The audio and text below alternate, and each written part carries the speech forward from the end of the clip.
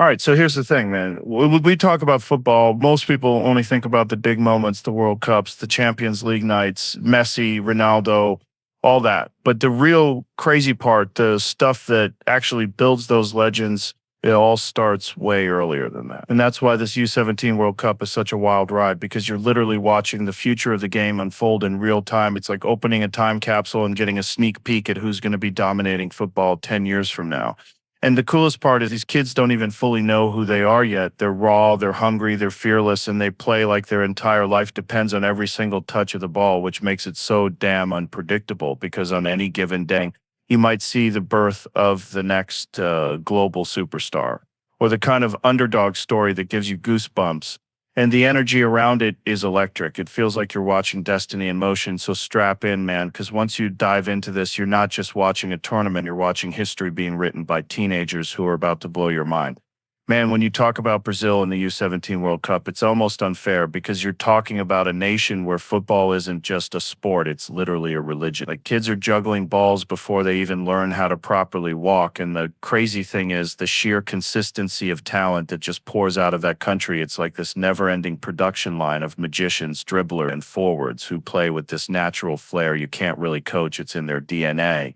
And at the U-17 level, it's even wilder because you're seeing these kids before the world really knows them, before the massive contracts and sponsorships, when it's just raw joy and insane skill. And you'll see a kid pull off a rainbow flick or dance past three defenders like it's the most casual thing in the world. And you think, yeah, that's a future superstar right there. And history keeps proving it because look at how many legends Brazil's youth teams have unleashed. Guys like Ronaldinho, Neymar, Vinicius Jr., they all came through this stage, and the pattern is always the same. Explosive attackers, jaw-dropping dribbling, and an ability to create something out of nothing. And on top of this, the Brazilian mentality is wild because they come in with swagger. They've got that samba rhythm mixed with street football toughness. They don't just want to beat you, they want to embarrass you. They want to dance with the ball while the crowd goes nuts, and that vibe carries them in these tournaments. And when you look at Brazil at the U-17 level, it's not just about skill, but depth. Like even the bench players could walk into another country's starting lineup, and that's why they're always dangerous because every single kid coming through knows they're fighting to be the next big name in a country full of stars, and that hunger produces insane performances. And the other thing is they play without fear. Like they'll take risks that most teams wouldn't even try. 9 times out of 10 it works, and that unpredictability makes them the team everyone's watching because when Brazil plays, you know you're about to see something spectacular. It could be a bicycle kick, a no-look pass, or a solo run that just destroys an entire defense. That's the magic of Brazilian youth football. It feels like you're watching the future unfold in real time, and you can almost guarantee that at least one of those kids on the pitch is going to be a household name in 5 years. That's why Brazil at the U-17 World Cup is basically the main event every single time, man. When you bring up Nigeria in the U-17 World Cup, you're not just talking about a team that competes.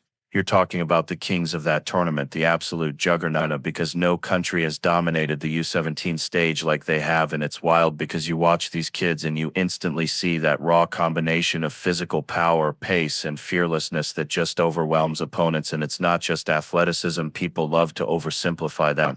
But there's a serious football brain behind it too. These kids have this insane confidence, like they don't care who's in front of them. They'll take on Brazil, Argentina, whoever, and play like they're in their backyard. And that comes from this deep culture where football is survives identity, its passion. And when you're raised in that environment, you don't play safe, you play to win and to show you belong. And the results prove it because Nigeria has won the U-17 World Cup more than anyone else, which blows people's minds when they realize. And the crazy part is that every single tournament they show up with a new crop of kids who look like they're ready to run through walls. They're pressing, they're countering with this explosive speed, and it feels like the other team can't even breathe when they play against them. And then you'll see a Nigerian striker who's built like a tank at 17 but moves like a sprinter, and it just doesn't seem fair. And there's this emotional edge too, like you can tell how much it means to them because they're carrying not just themselves but their families, their neighborhood, their whole country on their back, and that energy is contagious. It's why when Nigeria scores in a U-17 match, the celebrations are like an explosion. The entire bench is dancing, the crowd is electric. It feels bigger than just a youth game, and that's why people love watching, because every time they step onto that stage, you're going to see fireworks, you're going to see pure hunger and pure joy mixed with this ruthless determination to win.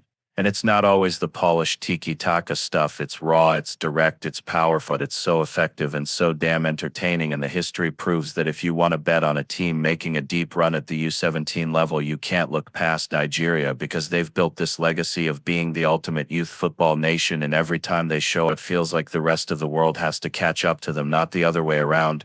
Man, when you look at France at the U-17 World Cup, it's like staring straight at a factory that doesn't just build football players, it builds complete athletes and thinkers of the game. Because France has mastered this system where kids come through elite academies like Clairefontaine, and you can tell immediately that they're drilled in tactics, technique, and discipline from such a young age. And when you put that structure together with the ridiculous talent pool you get a team that looks years ahead of their age. And the thing that blows your mind about France's youth teams is the balance. They've got guys who can dance on the ball with skill and flair, but at the same time, they've got those physically dominant kids who are strong and built for the modern game. And it's no accident that France has become a powerhouse at every level, because these tournaments are where you see the next wave.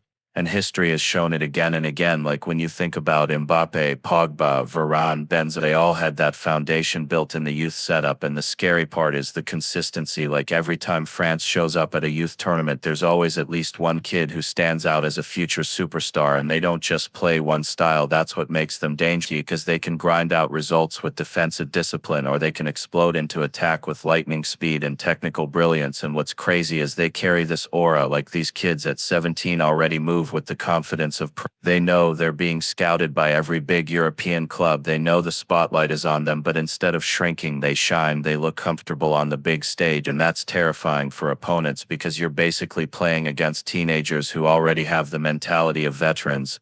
And the depth is unreal. Like even the second choice lineup is stacked so they can rotate and still dominate. And you can see the cultural mix too. That melting pot of backgrounds in France gives them this wild diversity in styles and strengths. One kid might have that street football creativity, another might bring raw athleticism, another has laser-sharp tactical awareness, and it all comes together like this perfect storm. And that's why people are so hyped whenever France is in the U-17 World Cup, because you're literally watching the future of world football, the kids who are going to be headlining Champions League finals and World Cups in a few years. And every time they step on the pitch, it feels like you're getting a sneak peek into football's next generation of superstars. And that's why France isn't just a team to watch, they're a warning sign for the rest of the world that their conveyor belt of talent never stops. Argentina at the U-17 World Cup is a whole different vibe, because when you talk about them, you're not just talking about football, you're talking about a country where this game is stitched into the soul of every single person. When these kids put on that blue and white striped jersey, it's like they're carrying the weight of Maradona, Messi, Batistata, Riquelme,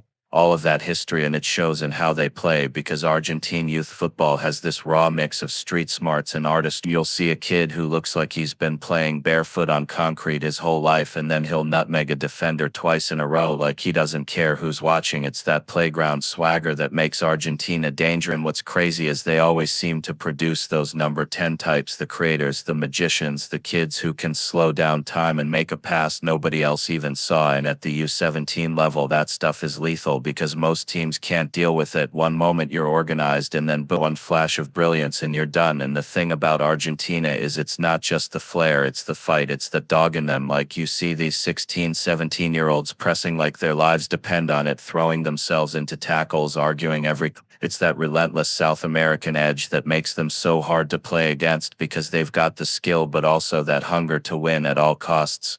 And that balance is what's carried them through generations. You think about Messi at that age, the way he destroyed for guys like Aguero and Tevez who had that fire. That's what you see in today's kids, that same DNA. In every tournament, you're waiting to see who's going to be the next superstar, because it feels inevitable. Like Argentina will always have one energy around them is wild, because their fans are insane. Even at youth level, you'll have drums, chants, flags, all for a U-17 game. And that pressure builds these kids into warriors early. So by the time they hit senior level, they're battle tested. And that's why when Argentina shows up at this tournament, people pay attention, because you're not just watching talent, you're watching destiny in motion. It feels like every match could be the start of a legend story. And when those kids step on the pitch, you know something magical and chaotic is about to happen. And that's why Argentina is always one of the most exciting teams to watch at the U-17 World Cup. And Japan at the U-17 World Cup is one of those teams that people sometimes underestimate until the game's done and you realize you're watching something totally different. because these kids play with this insane discipline, almost like watching a perfectly rehearsed orchestra. Every pass, every run, every press is coordinated to the smallest detail, and it's wild because it's not robotic, it's sharp, it's fluid, it's efficient, and that comes from the Japanese football culture where fundamentals are drilled into them from such a young age, like ball control, quick passing, decision-making under pressure. All that stuff is second nature to them. You can see it in their style because they don't waste energy, they don't waste touches. It's all about moving the ball with precision, creating triangles, opening space, and hitting you before you even realize what happened. And the craziest part is the work rate, man. These kids run like machines. They'll press you all game, close every angle, track back, and you can tell it breaks teams mentally because you think you've got a second to breathe, and suddenly there are 3 Japanese players swarming you. And on top of that, their technical ability is unreal.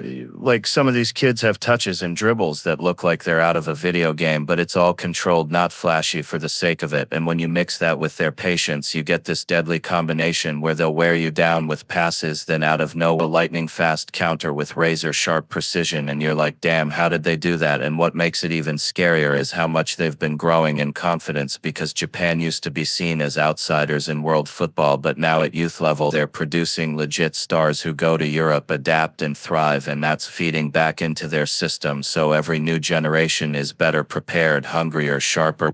And you feel like the ceiling just keeps rising, and culturally they've got that never give up mentality, that samurai spirit where even if they're losing, they're fighting till the last second. No tantrums, no collapse, just relentless effort and composure, and that makes them dangerous because you can't ever relax against. And the cool thing about watching Japan is you're not just watching football, you're watching this blend of tradition, discipline, and modern evolution where kids are bringing street flair into a system that's already so structured. And when that clicks, man, it's like watching controlled chaos. And that's why Japan is one of those teams you have to watch at the U-17 World Cup, because not only do they have the skill to shock giants, they've got the mentality to outlast anyone. And you just know that the next breakthrough Japanese superstar is probably right there on that pitch waiting to explode. So when you take a step back and look at all of this, man, it's kind of mind-blowing, because the U-17 World Cup isn't just some youth tournament. It's literally a crystal ball into the future of football. You're seeing Brazil bringing that Samba fire, Nigeria showing off raw power and that fearless hunger, France dropping tactical machines who already play like seasoned pro, Argentina carrying that magical mix of flair and fight that feels like destiny, and Japan bringing this laser-focused discipline and sharpness that can slice through anyone. And when you think about it, you realize this stage is where legends are born, and this is where those names we'll be talking about for the next 10 or 15 years first pop up. And that's why it's so exciting, because every single game has the potential to introduce you to the next superstar, the next kid who's gonna light up the Champions League or dominate a World Cup final. And it's beautiful, man, because you see not just talent, but culture, style, identity, all these countries bringing their own flavor to the game, and it blends into this insane showcase of what football really is, a global language spoken by kids who've dedicated their lives to chasing a ball and a dream. And if that doesn't inspire you, I don't know what will. So good luck to every player stepping on that pitch, because you're not just representing your country, you're writing the first lines of your story. And to everyone watching, thank you for riding along on this journey, because football at this level is pure, it's raw, it's magic, and I hope you enjoy every single second of it, because the future is right here in front of us and it's about to explode.